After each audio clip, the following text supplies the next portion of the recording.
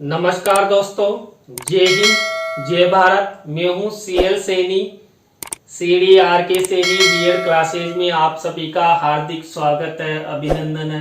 देखिए, हम अध्ययन कर रहे हैं जो आपका पेपर है जेंडर, विद्यालय और समाज। इस पेपर के अंतर्गत आज की लाइव क्लास में हम परिवर्तन के एजेंट यानी अभिकर्ता के रूप में शिक्षक। देखिए, जो शिक्षक होता है ये परिवर्तन करने में महत्वपूर्ण भूमिका निभाता है। इसे परिवर्तन के क्षेत्र में एक एजेंट, एक अभिकर्ता माना जाता है। आपने अभिकर्ता का नाम सुना होगा, एजेंट का नाम सुना होगा। देखिए, एजेंट क्या होता है?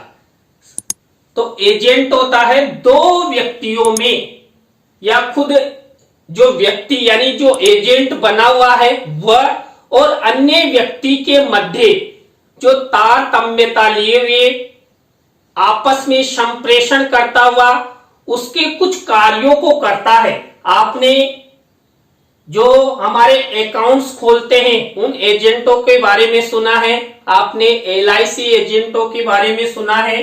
तो एक अभिकर्ता यानी एक एजेंट की भूमिका निभाते हैं। हमारा पैसा लेते हैं और कंपनी में जमा कराते हैं और वहां से वापस रिटर्न पैसा लेते हैं और ग्राहक को वापस रिटर्न कर देते हैं। तो ये जो अभिकर्ता होते हैं ये एक ऐसी मध्यस्थता की भूमिका निभाते हैं, आपसी संबंध बनाए रखते हैं, आपसी व्यवहार बनाकर ये ग्राहकों के साथ चलते हैं। उसी प्रकार जो शिक्षक होता है वो शिक्षक भी एक मध्यस्थता, अपना व्यवहार अपनाता हुआ जो परिवर्तन है इस परिवर्तन में महत्वपूर्ण भूमिका निभाता है। शिक्षक विद्यार्थियों से संबंधित, समाज से संबंधित, राज्य और राष्ट्र से संबंधित परिवर्तन के साथ साथ जो छात्र छात्रा के माता पिता होते हैं उनको भी परिवर्तन करने में महत्वपूर्ण भूमिका निभाता है, यानी एक एजेंट की भूमिका का निर्वहन करता है। तो teacher is agent of change. तो इस टॉपिक पर हम आपसे चर्चा करेंगे, तो आप सब बने रहें हमारे साथ, हमारे चैनल के साथ। और यदि आप हमारे चैनल पर पहली बार आए हैं तो हमारे चैनल को सब्सक्राइब करें और पास ही बने बेल आइकन को जरूर दबा देंगे, जिससे हमारे द्वारा जब भी कोई न्यू वीडियो अपलोड किया जाता है, लाइव क्लास चलाई जाती है, तो उनके नोटिफिकेशन आपको मिल सके और आप अच्छा अधिगम करते हुए आप परीक्षा की अच्छी तैयारी कर सको। देखिए, जो वैश्विक समाज होता है इस वैश्विक समाज में शिक्षक की महत्वपूर्ण भूमिका होती है। शिक्षक राष्ट्र का निर्माता होता है तथा राष्ट्र निर्माण के आधार स्तंभ, बिना किसी भेदभाव के, बिना किसी स्वार्थ के, समानता का भाव रखते हुए का निर्माण करता है। देखिए, देश के आधार स्तंभ जो छात्र छात्रा होते हैं उन सब छात्र छात्राओं का एक शिक्षक बिना किसी स्वार्थ के, बिना किसी भाई भतीजेवाद के वो उनको शिक्षा प्रदान करता है और आधार स्तंभ का निर्माण करता है। और यही आधार स्तंभ हमारे देश का फ्यूचर बनाते हैं, हमारे देश को विकसित अवस्था की ओर ले जाने में महत्वपूर्ण भूमिका का निर्वहन करते हैं। जैसे मान लीजिए कंप्यूटर और मानव के बीच में सह संबंध होता है और मानव एजेंट की भूमिका निभाता है। देखिए, आपने कंप्यूटर देखा है, लैपटॉप देखा है, तो देखिए कंप्यूटर अनंत गणनाएं स्वतः ही कर देता है, लेकिन फिर भी यहाँ पर मानव एक एजेंट की भूमिका, अभिकर्ता की भूमिका का निर्वहन करता है, क्योंकि वो उसे चलाता है, कुछ डाटा उसमें डालता है और कंप्यूटर स्वतः ही गणना कर देता है। यानी कि कंप्यूटर और मानव के बीच में भी एक एजेंट, एक अभिकर्ता की भूमिका होती है, सह संबंध होता है। इसी तरह जो शिक्षक और शिक्षार्थी होते हैं इन शिक्षक और शिक्षार्थी में सह संबंध होता है और शिक्षक एक एजेंट यानी कि अभिकर्ता की भूमिका का निर्वहन करता है और समाज में परिवर्तन लाने का प्रयास करता है। और जो शिक्षक होता है, ये शिक्षक बिना किसी स्वार्थ के, बिना किसी भाई भतीजेवाद के सभी को समानता का दर्जा देते हुए समान शिक्षा प्रदान कर उन्हें विकास की दिशा की ओर ले जाता है। तो यहाँ पर जो परिवर्तन के एजेंट के रूप में शिक्षक है, इसके कुछ बिंदु हैं जिससे आपको समझ में आ जाएगा कि एक शिक्षक परिवर्तन करने में क्या क्या भूमिका निभाता है, या परिवर्तन के रूप में एक शिक्षक की क्या भूमिका है, या परिवर्तन करने में शिक्षक एक एजेंट की भूमिका कैसे निर्वहन करता है। तो यहां पर देखिए पहला बिंदु, इसमें पहला बिंदु है जो शिक्षक शिक्षा के क्षेत्र में पाठ्यक्रम और छात्र के मध्य एक कड़ी अर्थात एजेंट है, जो छात्रों के लिए शिक्षण की योजना तैयार करता है और औपचारिक तथा अनौपचारिक रूप से सबको शिक्षण अधिगम करवाता है। देखिए जो छात्र छात्राओं का पाठ्यक्रम होता है और जो छात्र होते हैं, आपने देखा होगा कि जो शिक्षण की प्रक्रिया है, ये शिक्षक, छात्र और पाठ्यक्रम इन तीनों के सह संबंध द्वारा ही चलती है और तीनों में आपस में तारतम्यता होती है, तभी जाकर शिक्षण अधिगम प्रक्रिया संपादित होती है। तो यहाँ पर जो पाठ्यक्रम है और जो छात्र हैं, उनके मध्य एक एजेंट की भूमिका शिक्षक निभाता है। उस पाठ्यक्रम को एक शिक्षक छात्रों को पढ़ाता है। तो यहाँ पर बीच सेंटर में खड़ा कौन है? शिक्षक। शिक्षक के शिक्षण द्वारा ही उस पाठ्यक्रम का अधिगम छात्र करते हैं। तो यहाँ पर जो पहला बिंदु है, ये एक एजेंट की भूमिका को प्रदर्शित करता है। किन किन के मध्य? पाठ्यक्रम और छात्र के मध्य। इसी तरह दूसरा बिंदु देखिए, शिक्षक शिक्षा क्षेत्र के साथ साथ समाज में भी एक एजेंट अभिकर्ता की भूमिका का निर्वहन करता है। समाज में प्रचलित अंधविश्वासों, रूढ़ियों और परंपराओं को खत्म करवाने में महत्वपूर्ण भूमिका निभाता है। देखिए हमारे भारतीय समाज में जो अंधविश्वास, रूढ़ियां हैं, परंपराएं हैं, उन सब का खात्मा करवाने में भी एक शिक्षक एजेंट की भूमिका निभाता है। मान लीजिए समाज में कोई ऐसा अंधविश्वास चल रहा है जो छात्र छात्राओं के संबंध में या महिलाओं के संबंध में, जो महिलाओं को हानि पहुंचाने वाला हो, तो वह समाज में जागरूकता लाता है, सभी समाज के व्यक्तियों को समझाता है, सभी छात्रों को समझाता है और ज्ञान प्रदान करता हुआ, समझ विकसित करता हुआ उस अंधविश्वास, उस रूढ़ी या परंपरा को खत्म करवाने में एजेंट की भूमिका निभाता है। इसी तरह जब बालक प्राथमिक कक्षाओं में प्रवेश लेता है, तब वह अबोध होता है, यानी कि कुछ भी नहीं जानता है, लेकिन एक अध्यापक एक अभिकर्ता की भूमिका निर्वहन करता है। उस अबोध बालक को शारीरिक, मानसिक और बौद्धिक रूप से विकास की दिशा में यानी परिवर्तन की दिशा में ले जाता है। आपने देखा होगा जब हम कक्षा 1 में छात्र छात्रा का प्रवेश कराते हैं, तो छात्र को ना तो किसी भी अक्षर का ज्ञान होता है, किसी भी स्वर का ज्ञान नहीं होता है, लेकिन एक शिक्षक छात्र और शिक्षा के मध्य एक एजेंट की भूमिका निभाता है और उस अबोध बालक को पढ़ना लिखना सिखा देता है। वो सबसे पहले उस छात्र को स्वरों का ज्ञान कराता है, वर्णमाला का ज्ञान करवाता है, ABCD सिखाता है और धीरे धीरे किताब पढ़ने की ओर ले जाता हुआ उसे जोड़, बाकी, गुणा, भाग यानी कि शिक्षा क्षेत्र में पारंगत कर देता है। तो कुल मिलाकर जो शिक्षक है ये एजेंट की भूमिका निर्वहन करता है। इसी तरह 4th नंबर का बिंदु है, शिक्षक का संबंध केवल विद्यार्थियों को शिक्षा देने से ही नहीं होता है, बल्कि वह अपने विद्यार्थियों को हर मोड़ पर राह दिखाते हुए एक एजेंट की भूमिका का निर्वहन करता है।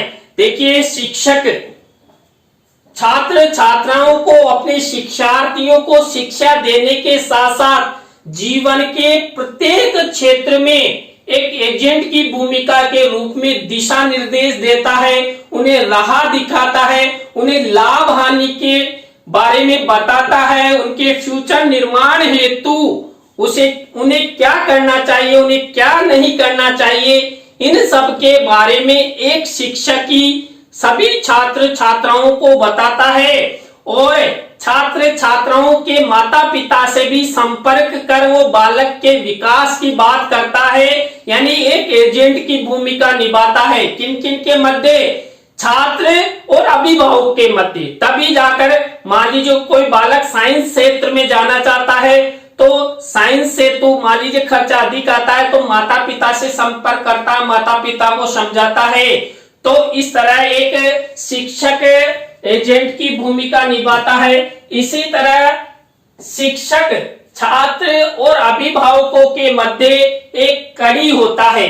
कड़ी का मतलब जानते हैं, आपने सांकल देखी होगी जिसे भैंस बांधते हैं, तो वो कड़ी से कड़ी शिक्षक जोड़ने का कार्य करता है। यानी कि कुल मिलाकर जो अभिभावक होते हैं और जो छात्र होते हैं उनके बीच में जाकर खड़ा हो जाता है, दोनों की सुनता है, दोनों को समझाता है और वो छात्र छात्राओं का फ्यूचर निर्माण से संबंधित सलाह प्रदान करता है।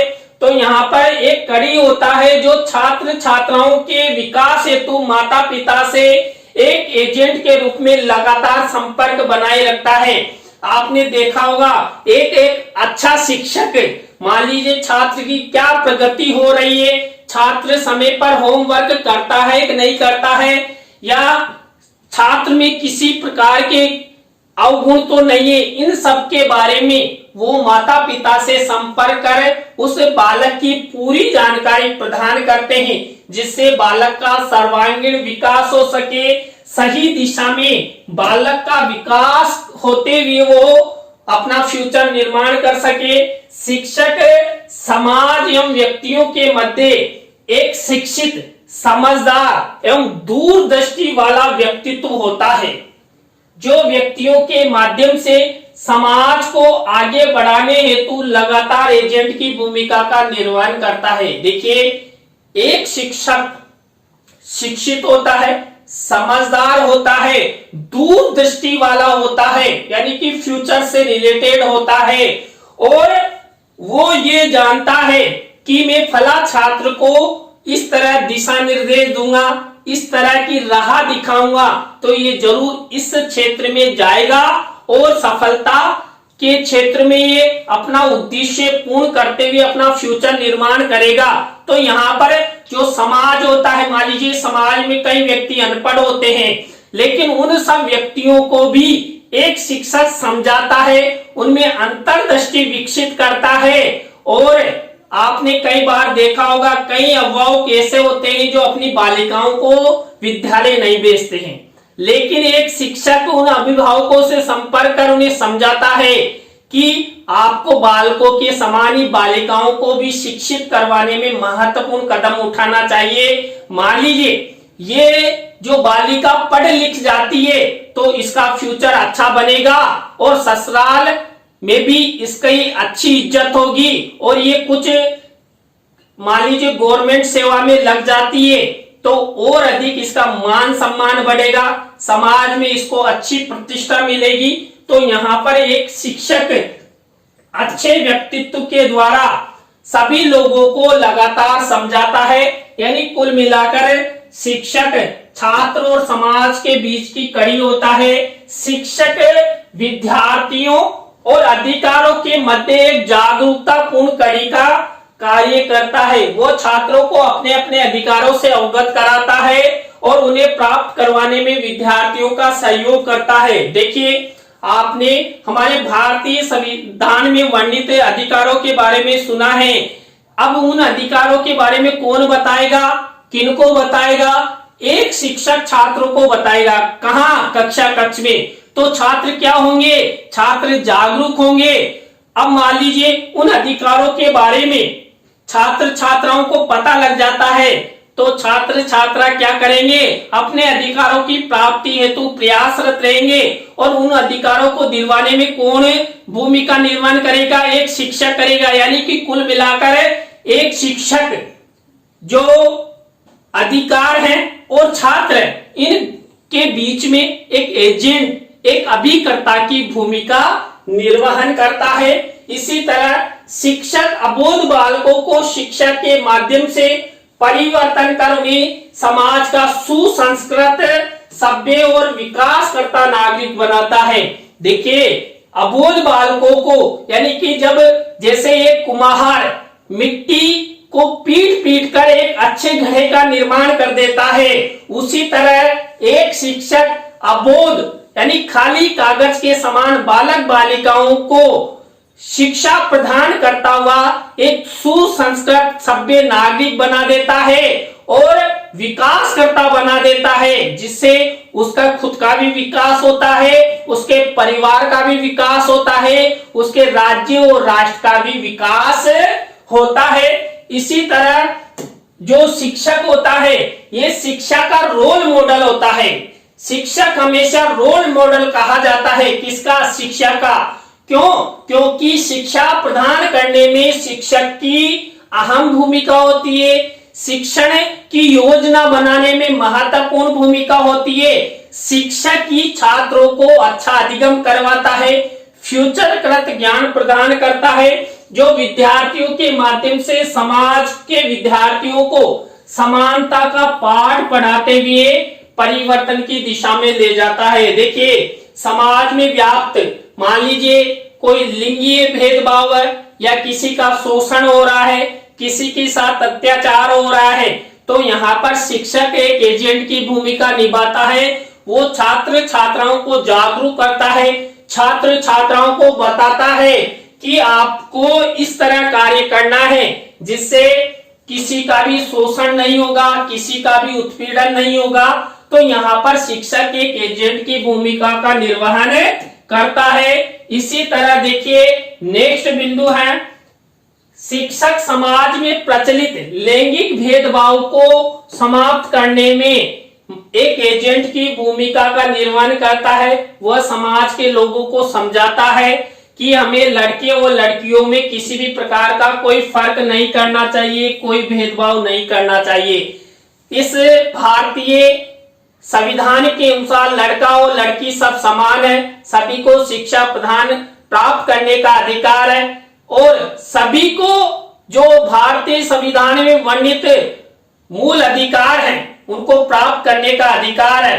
तो यहाँ पर वो क्या करता है, समाज के व्यक्तियों के बीच में जाकर जो बालिकाएं हैं जिनके साथ भेदभाव किया जाता है, तो यहाँ पर समाज के व्यक्तियों और बालिकाओं के मध्य एक एजेंट की भूमिका निभाता है, छात्र छात्राओं के माता पिता को समझाता है और उन्हें शिक्षा प्राप्ति हेतु नामांकन करवाने में महत्वपूर्ण भूमिका का निर्वहन करता है।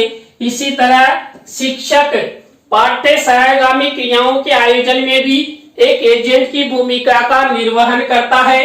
वह छात्रों के समान ही छात्राओं को भी पाठ्य सहगामी क्रियाओं में स्थान देकर परिवर्तन लाने का प्रयास करता है। आपने कई बार देखा है, कई ऐसे खेल होते हैं जहां पर बालिकाओं को भाग लेने नहीं दिया जाता, लेकिन क्या होता है, एक शिक्षक एक ऐसी रूपरेखा निर्माण करता है, एक योजना तैयार करता है जिससे बालकों के समान ही बालिकाएं भी पाठ्य सहगामी क्रियाओं, जो संस्कृति के क्षेत्र हैं या खेलों के क्षेत्र है, इन सब में बालकों के समान ही बालिकाएं भी भाग लेकर अपना विकास कर सके। यानी कि कुल मिलाकर एक शिक्षक समानता का भाव यहाँ पर दर्शाता है, ना तो बालिका में भेद करता है ना बालक में भेद करता है और सभी को आगे बढ़ाने हेतु प्रयासरत रहता है और एक एजेंट की भूमिका का निर्वहन करता है। एक शिक्षक समाज विद्यार्थियों को उचित दिशा निर्देश एवं परामर्श प्रदान कर उच्च प्रशासनिक पदों जैसे आईएएस, आईपीएस, आरएस जैसे पदों को प्राप्त करवाने में एक एजेंट की भूमिका का निर्वहन करता है। आपने आईएएस, आईपीएस, RS लेवल के विद्यार्थियों को देखा है, वो लगातार तैयारी करते रहते हैं, लेकिन वहां पर भी एक एजेंट की भूमिका का निर्वहन कौन करता है? एक शिक्षक करता है।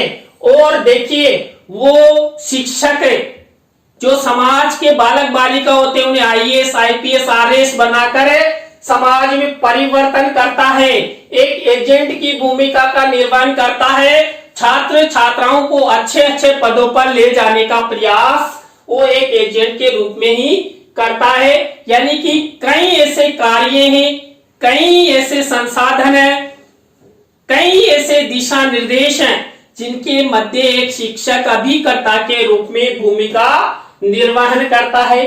शिक्षक राष्ट्र निर्माण एवं आदर्श व्यक्तित्व बनाने में भी अभिकर्ता की भूमिका निर्वहन करता है। देखिए जो शिक्षक होता है सभी छात्र छात्राओं को अच्छा आदर्श व्यक्तित्व प्रदान करता है और अच्छे आदर्श व्यक्तित्व के द्वारा राष्ट्र निर्माण में सहयोग करता है, राष्ट्र के आधार स्तंभ तैयार करता है। तो यहाँ पर एक शिक्षक छात्र और शिक्षक के मध्य एक एजेंट की भूमिका का निर्वहन करता है। यहाँ पर हमारा जो राष्ट्र है, इस राष्ट्र के मध्य भी एक शिक्षक एजेंट की भूमिका का निर्वहन करता है। तभी देखिए मान लीजिए एक शिक्षक जब आदर्श व्यक्तित्व बनाएगा तभी हमारे राष्ट्र का विकास हो सकेगा। तो यहाँ पर शिक्षक और राष्ट्र के मध्य भी एक कड़ी होती है, एक एजेंट की भूमिका यहाँ पर शिक्षक ही निभाता है। शिक्षक छात्र छात्राओं में नकारात्मक दृष्टिकोण के स्थान पर सकारात्मक दृष्टिकोण निर्माण में भी महत्वपूर्ण भूमिका का निर्वहन करता है और यहाँ पर अभिकर्ता की भूमिका निभाता है। मान लीजिए कोई छात्र छात्रा हमेशा नकारात्मक दृष्टिकोण रखता है तो बीच में जाकर खड़ा हो जाता है। कहीं दो छात्र आपस में लड़ रहे हैं तो बीच में जाकर खड़ा हो जाता है, भाई क्यों लड़ रहे हो साहब, क्या हो गया, दोनों को समझाता है। यानी एक अभिकर्ता की भूमिका का निर्वहन करते हुए दोनों पक्षों को शांत करता है, दोनों को समझाते उनके फ्यूचर निर्माण से संबंधित कई बातें उनके साथ शेयर करता है। शिक्षक सरकारी एवं निजी क्षेत्र की सेवाओं में पद प्राप्ति में एक एजेंट की भूमिका का निर्वहन करता है। देखिए जो एक शिक्षक होता है ये सरकारी और गैर सरकारी निजी क्षेत्र की सेवाओं में भी एक मध्यस्थता, एक एजेंट की भूमिका का निर्वहन करता है। तो देखिए आज की क्लास में हमने जो जेंडर विद्यालय और समाज पेपर के अंतर्गत परिवर्तन के एजेंट के रूप में शिक्षक की भूमिका आपसे चर्चा की। ये 15 बिंदु बहुत ही महत्वपूर्ण है और ये प्रश्न आपकी परीक्षा में प्रतिवर्ष आता है, इसलिए इसे अच्छे से तैयार कर ले। तो देखिए आज की जो हमारी लाइव क्लास है ये आपको कैसी लगी कमेंट्स में हमें जरूर बताएं। अच्छी लगी हो तो लाइक करें, कमेंट्स करें और शेयर जरूर करें दोस्तों। इसी तरह नए टॉपिक के साथ हम आपसे फिर मिलेंगे CDRK सैनी B.Ed क्लासेस पर। जय हिंद, जय भारत, राम राम साहब।